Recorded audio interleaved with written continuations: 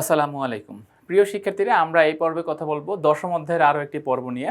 তো আমাদের এই পর্বের টাইপ 4 মানে আমরা পর্ব 4 কন্টিনিউ করব এবং যার টাইটেল হচ্ছে নির্বাচিত সংকর ধাতু। অর্থাৎ তোমরা জানো যে আমাদের দশম অধ্যায়ে কিন্তু সংকর ধাতু নিয়ে কাজ করা হয়। আমাদের অ্যালয়, তারপরে স্টিল, স্টেইনলেস স্টিল, তারপরে হচ্ছে গিয়ে যে স্বর্ণ, ডুরালুমিন ইত্যাদি ইত্যাদি অনেকগুলো সংকর ধাতু এবং এদের পার্সেন্টেজ আমাদের এই চ্যাপ্টারের মধ্যে রয়েছে। তো আসলে আমাদের এখনকার ফোকাসে সেই প্রশ্নগুলোই থাকবে। আমরা সেই প্রশ্নগুলো নিয়ে এখন কথা বলবো। ওকে, তো চলো আমরা আমাদের মূল আলোচনাটা শুরু করতেছি। আচ্ছা, দেখো আমাদের প্রথম প্রশ্ন কি বলছে এখানে, যে পিতলে কপারের শতকরা সংযুতি কত। তো পিতলে কপারের শতকরা সংযুতি 65%, অর্থাৎ পিতল তৈরি হয় জিঙ্ক এবং কপারের মিশ্রণ থেকে, যেখানে কপারের পরিমাণ শতকরা পরিমাণ 65%। নেক্সট প্রশ্ন, পিতলে জিঙ্ক ধাতুর সংযুতি কত। পিতলের জিঙ্ক ধাতুর সংযুতি 35%, তাহলে 65 প্লাস 35 ইজিকাস টু কি 100% হয়ে যাচ্ছে। ওকে, তো আশা করছি তোমরা এই দুইটা পার্ট বুঝতে পেরেছো। এগুলো জাস্ট মুখস্থ মানের মতো জ্ঞানমূলক প্রশ্ন।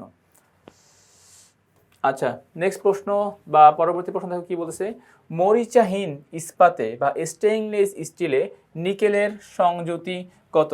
স্টেইনলেস স্টিলে নিকেলের শতকরা সংযুতি 4%। আচ্ছা, তো যাচ্ছে এর পরটাতে দেখো, ডুরালুমিনে কি পরিমাণ কপার থাকে, অথবা ডুরালুমিন এ কপারের শতকরা সংযুতি কত। ডুরালুমিনে কপারের শতকরা সংযুতি 4%। নেক্সট প্রশ্ন দেখো, 21 ক্যারেট স্বর্ণে কত ভাগ স্বর্ণ থাকে।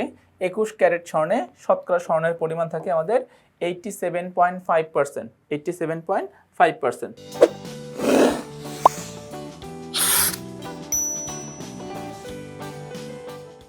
ওকে, গেল। এরপরের প্রশ্ন দেখো কি বলছে, যে কাঁসায় কপার ধাতুর শতকরা পরিমাণ কত। কাঁসার আর একটা বাংলা কিন্তু ব্রোঞ্জ, মানে আমরা যে অ্যালয় বলি বা ব্রোঞ্জ বলি, তাহলে কাঁসা বলতে কি কাকে বোঝানো হচ্ছে, ব্রোঞ্জকে বোঝানো হচ্ছে। তো কত পার্সেন্ট থাকে বলতো, শতকরা 90%।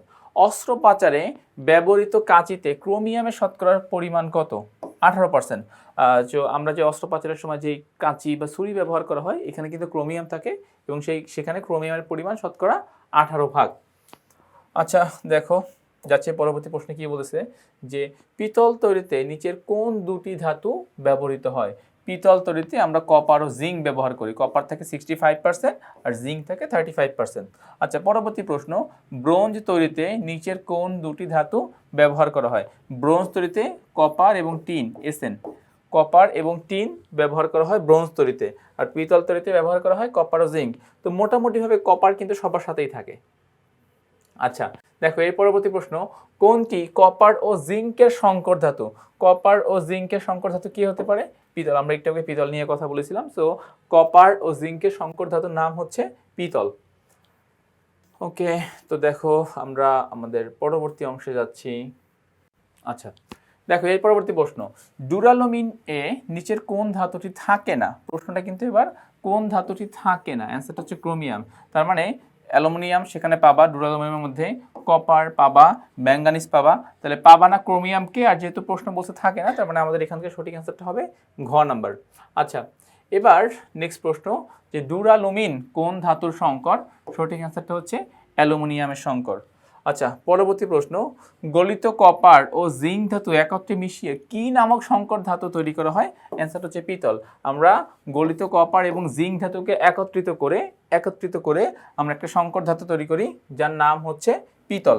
আচ্ছা, এরপরটা যাচ্ছে, দেখো কি বলতেছে, যে একটি সংকর ধাতু অলংকার, কলকবজার বিয়ারিং, বৈদ্যুতিক সুইচ, দরজার হাতল, ডেকচি, পাতিল ইত্যাদি তৈরিতে ব্যবহার করা হয়। উদ্দীপকের সংকর ধাতুটির নাম কি। উদ্দীপকের সংকর ধাতুর নাম হচ্ছে পিতল। দেখো পিতল থেকে তুমি কিন্তু অলংকার, বিভিন্ন গহনা আমরা যে তৈরি করি, গোল্ড বা যেটাকে আমরা সিটি গোল্ড নামে চিনি, গোল্ডের মতো, সেটা কিন্তু পিতলের। কলকবজার বিয়ারিং পিতলের হতে পারে, বৈদ্যুতিক সুইচ, দরজার হাতল, তো এগুলো সব কিছুই কিন্তু পিতলের তৈরি হতে পারে। তার মানে এখানে সংকর ধাতু কি হবে, পিতল হবে। আচ্ছা, পরবর্তী প্রশ্ন, কোনটি দ্বারা বৈদ্যুতিক তার তৈরি করা হয়। মনে রাখবা বৈদ্যুতিক তার তৈরি করা হয় কপার দ্বারা, কেননা কপারের এই যে মানে ইলেকট্রিসিটি কন্ডাক্টিভিটি, বিদ্যুৎ প্রবাহিতার যে মান, এটা অন্যান্য ধাতু থেকে কপারের আসলে অনেক বেশি থাকে। সো যেহেতু অন্যান্য ধাতু থেকে কপারের অনেক বেশি থাকে, সেই জন্য আমাদের সঠিক অ্যান্সারটা হবে এখানে কপার। ওকে, তো তাহলে আমরা কিন্তু এই পর্বের আমাদের সংকর ধাতুর এই পর্বের প্রশ্ন যতগুলো ছিল আমরা সমস্ত প্রশ্নগুলো সমাধান করে ফেলেছি। এখানে বেসিক্যালি বোঝার থেকেও পার্সেন্টেজগুলো মনে রাখা এবং সংকর ধাতুর কোন কোন উপাদান এখানে আছে সেটা মনে রাখাটা বেশি গুরুত্বপূর্ণ। এই অংশে তোমাদের খুব বেশি বিক্রিয়া আসবে না, বিক্রিয়ার দরকারও হবে না। জাস্ট তোমরা এইটুকু মনে রাখো যে এখানে আসলে কি বা কোন কোন ধাতু থাকবে, তাদের শতকরা পরিমাণ কতটুকু, জাস্ট এই বিষয়গুলো মনে রাখলে আমাদের অ্যান্সারটা হয়ে যাচ্ছে। তো আজ এই পর্যন্তই। নতুন পর্বে আবার তোমাদের সাথে আমার দেখা হবে, কথা হবে। ততক্ষণ পর্যন্ত সবাই ভালো থাকো, সুস্থ থাকো। আল্লাহ হাফেজ।